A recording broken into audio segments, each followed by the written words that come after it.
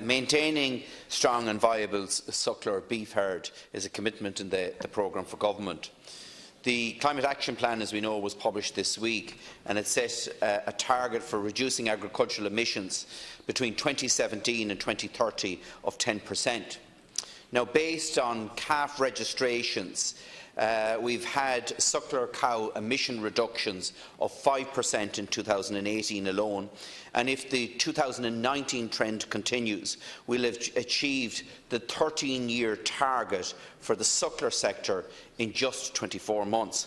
In that context, Taoiseach, can I have assurances here that our government will not accept an EU Commission proposal for even greater cuts to the suckler herd, which would have significant job loss impact across the Midlands and the west of Ireland, forcing up to 20,000 people in the region to commute long distances to gain access to employment, which would add significantly to our overall transport emissions?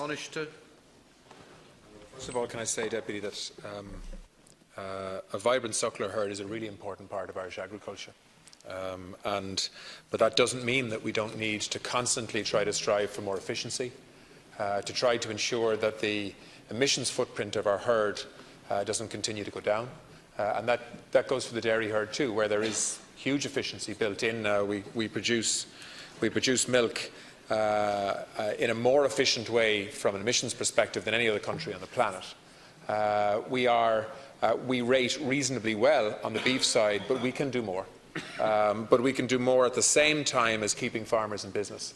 And in relation to the support fund that Commissioner Hogan is proposing to bring forward, and the financial funding that the government will bring forward with that, there is a reference in terms of the regulation to a voluntary temporary adjustment to production.